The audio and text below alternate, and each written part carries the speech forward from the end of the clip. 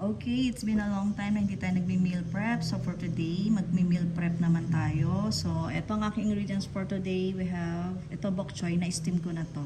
Medyo na-steam ng konti. Ihahalo lang natin mamaya. And then we have carrots. Meron din akong green beans. And then meron akong pumpkin na gagawin natin puree mamaya. And of course, we have ground beef. Ayan, lulutuin natin. At yung ating, teka wait.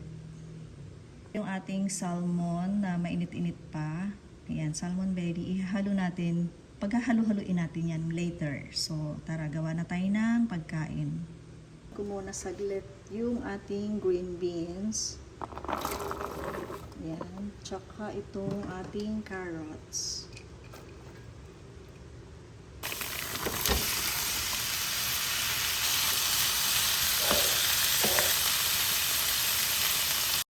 So, mapapansin nyo, ang daming oil ng ating ground beef. So, we're gonna remove all the oil because it's not good for our dogs. So, we need to remove that oil, excess fats.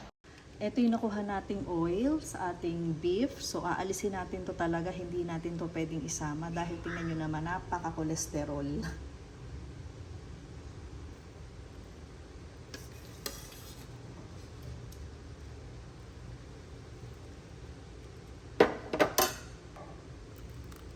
Ito yung ating pumpkin na ginawa kanina. So, naging puree na siya dahil blender ko siya.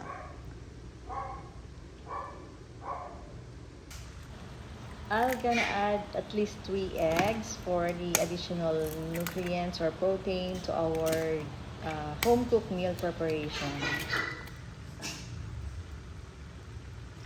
So, we're gonna add a small amount of turmeric. Mag-a-add din tayo ng calcium powder. Yan. Itong calcium powder ay homemade calcium powder ko to. So, okay na siguro yun. Ito lagi na may misconception, yung black pepper. So, black pepper is also used is also ginagamit para mag-activate yung turmeric. So, konti lang naman na black pepper. Yun. And then, add na natin ang ating salmon fish. Pwedeng white fish. Sana kaso wala ako. So, ito lang nabili ko, yung white fish. Ayan. Mas maganda nga sana yung mga sardines. Pwede yung mga water-in sardines. Kaso minsan parang hirap humanap. At samahan na rin natin ng apple.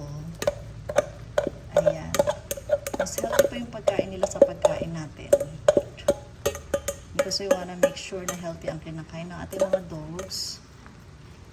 So, ayan. I-mix-mix lang natin. Look at that. It's so delicious. It's so yummy.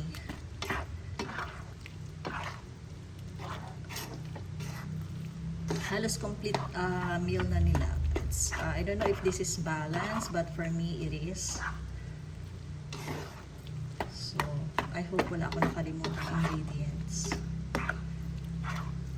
May moringa powder ako pero hindi ko na nilagyan. Pero pwede ko pa rin lagyan.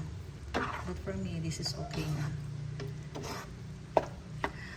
Ay, naku, ang sarap. Gaganahan din naman yung mga aso ko dito, for sure. So, hindi ito one-day meal lang. Kailangan maano nila to at least 3 days. Siyempre, diba, ang mahal din naman ng mga ginamit natin ditong kaya medyo tipirin natin. Nakalimutan kong ilagay ang bok choy. Na-steam ko na kasi to, ayan. Nakalimutan ko. Nasa isang tabi kasi.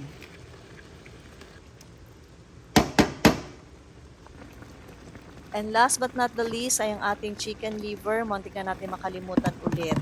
So, eto na ang ating chicken liver na na-steam ko naman na yan. Kaya na-chop-chop ko na rin. So, okay na rin naman na ihuli natin siya.